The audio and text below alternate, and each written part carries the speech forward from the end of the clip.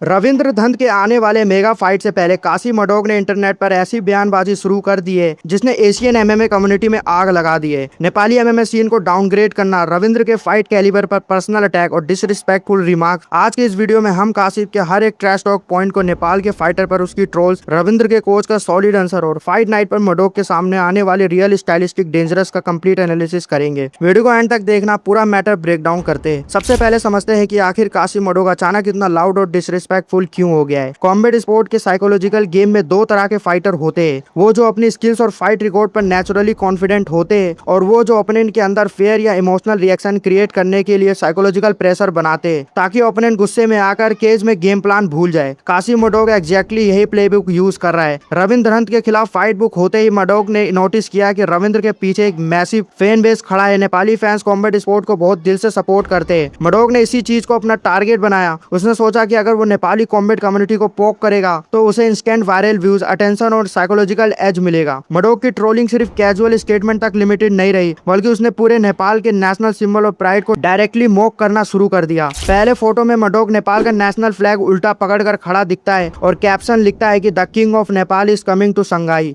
एक देश के नेशनल फ्लैग को डिसरिस्पेक्ट करके खुद को वहां का किंग डिक्लेयर करना चीप क्लोथ चेजिंग का सबसे बड़ा एग्जाम्पल था। इसके बाद ट्रोलिंग का लेवल तब और आगे निकल गया जब उसने एक मैगजीन कवर पोस्ट किया जिसमें वो रॉयल मिलिट्री यूनिफॉर्म पहनकर खुद को the king of Nepal, a new era of hope claim कर रहा है। ये डायरेक्ट कोशिश थी कि नेपाली पब्लिक और फैंस को ट्रिगर करने की ताकि फाइट को लेकर हाइप बन सके। लेकिन बाउंड्री तब क्रॉस हो गई जब मडोक ने एक कार्डबोर्ड साइन पकड़कर फोटो डाली जिस पर लिखा था the two easiest thing to do in Nepal. Number 1 KO Ravindra Dhant, number 2 Mount Everest पर चढ़ाई। इंटरव्यूज में मडोक का क्लेम था कि रविंद्र ने लोकल सर्किट में फाइट जीती है और इंटरनेशनल लेवल का हाई प्रेशर को हैंडल नहीं कर पाएगा। लेकिन क्या ये सिर्फ ट्रैश टॉक है या एक्चुअली फाइट आईक्यू गैप? आगे देखते हैं। अब आते हैं इस कंट्रोवर्सी के सबसे सेंसिटिव पार्ट पर, जहां मडोक ने पर्सनल ओपोनेंट से हटकर पूरे नेपाली एमएमए सर्किट पर सवाल उठाया। मडोक ने अपने सोशल मीडिया पर स्टोरीज कमेंट में इंप्लाई किया कि साउथ एशियन और नेपाली फाइटर टेक्निकली एडवांस नहीं होते और उनका striking grappling level elite standard से पीछे है। उसने सरकास्टिक मीम्स यूज किए ताकि वो रविंद्र को एक इजी वॉक ओवर प्रोजेक्ट कर सके। जो लोग कॉम्बैट स्पोर्ट्स को क्लोजली फॉलो करते हैं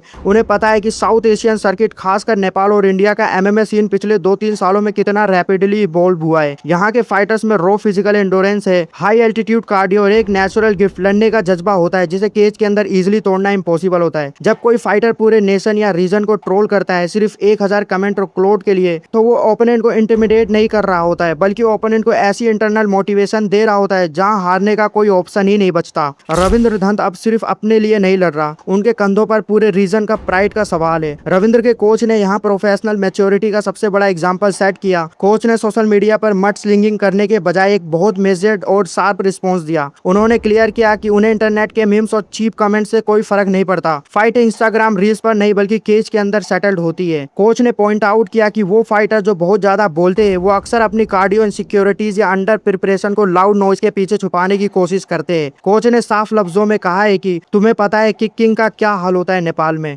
मैकेनिज्म और स्टाइलिस्टिक मैचअप पर बात करें तो ये फाइट कैसी प्ले आउट हो सकती है। मडोक का हैबिट है कि वो फाइट को अर्ली मिनट्स में इमोशन के साथ ब्लिस करता है। वो वाइड हुक्स फेंकता है और पावर पंचेस लैंड करने के लिए ओवर कमिट करता है। रविंद्र धंत का फाइटिंग स्टाइल कंपोज और काउंटर हैवी है। अगर रविंद्र डिस्टेंस मेंटेन करके मडोक के रशेस को इवेट करता है तो मडोक के ओपन चिन पर क्लीन काउंटर शॉट्स लगने के पूरे चांसेस है। दूसरा पॉइंट है कार्डियो और high pace durability. Nepali fighters का गैस टैंक और पेन टॉलरेंस हमेशा से टॉप टायर रहा है। मडोक अगर राउंड 1 में ही फिनिश नहीं निकाल पाता है तो राउंड 2 और राउंड 3 के डीप वाटर्स में उसका पेस ड्रॉप होना तय है। रविंद्र का पेशेंस और पेसिंग इस फाइट का सबसे बड़ा डिसाइडर बन सकता है। तीसरा पॉइंट है ग्राउंड ट्रांजिशन। मडोक स्टैंड अप में लाउड हो सकता है लेकिन क्लिंच में केज प्रेशर और टेक डाउन डिफेंस पर उसका गेम टेस्ट होना बाकी है।